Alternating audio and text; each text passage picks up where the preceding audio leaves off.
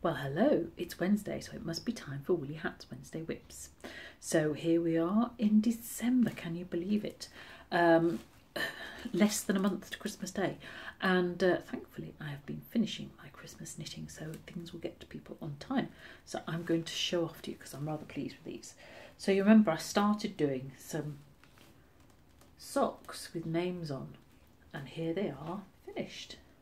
So there's one, that's for Thomas, with little snowmen, and I put little beads for the eyes, Christmas holly, hearts, and then the next one is for Charlie, and he's got Rudolph with his little red nose, and some Christmas trees and some more holly with the berries on there. So yeah, the Christmas trees have got Christmas decorations on. Anyway, so there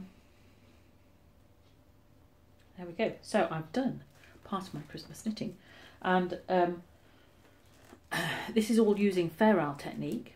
I used West Yorkshire Spinners 100% wool, which is Colour Lab, because if you use a shiny wool, it slips when you're doing Fair Isle. So I like to use high wool content when I'm doing Fair Isle or stranded knitting. So that's what I use for here. So I think the colours are rather fab, aren't they? Lovely Christmassy colours. And I've done a little crochet hook there. So I'm mixing and matching my woolly skills. I found a pattern off the internet so that you can actually pick and choose the different motifs to make up your pattern. So I quite like that little candy screwdriver on there, and the snowmen with the variegated eyes. And then this one, I thought the reindeer were quite nice, especially with Rudolph there. So this is a classic Fair Isle technique for a cuff. So you're changing colour, but you're doing one colour purl and one colour knit. So you do have to be careful about how you wind it, making sure that you wind the wool round and making sure that it doesn't get too tight. Obviously this is not going to be worn, so it's not as vital as a real sock.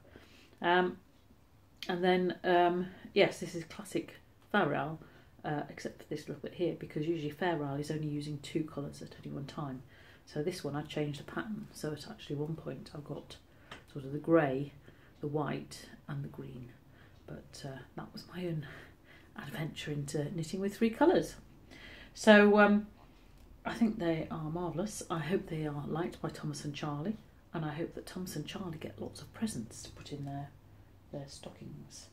So a good piece of Christmas knitting done. So I shall have to go to the post office and send those off once I've done the hook for that one, and hope that they get there. I'm sure they will, because things usually do, but Christmas time it's a bit busy, isn't it?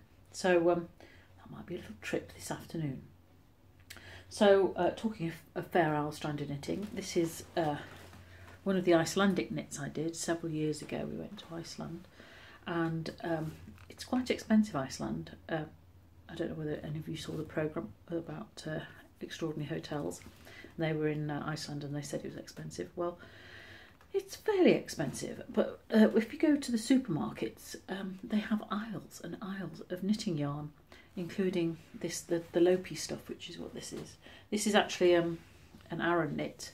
A lot of the thicker ones are more chunky knit, but this is Aran, and you can see it's three colours. So I've got the cat next to me. Let's see, what are you doing, ma'am? Sorry, I'm sitting on her. But yes, I originally made this for Mr. W, but he never got to wear it because I pinched it. I also made myself a cardigan as well. So yes, I came back from Iceland with this lovely, lovely yarn in my my rucksack. So it's a good job it squishes down, because I bought 2 jumpers worth. So it's just the kind of weather to wear this kind of thing. And of course, with stranded knitting, although it's Aran, you will see here, so that you've got the almost double width of the yarn there.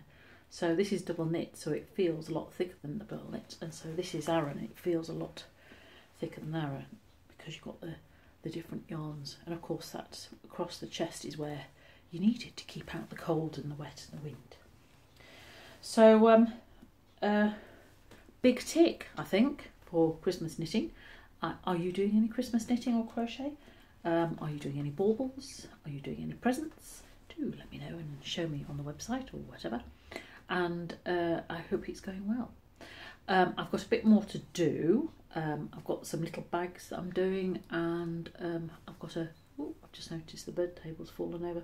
I've got a jumper to do for a 40th for the 20th. So Simon, Mike's nephew, has his birthday on the 20th of December, which is quite a hard time to have a birthday, isn't it, on the 20th of December. So I hope to get those done. I'm doing the sleeves at the moment, so I'll show that when I've finished. So yes, it's sort of quietening down a bit now. The classes are finished. I will be promoting my new classes. I shall be doing Fair Isle workshop in the February, I think, and then sock school in March.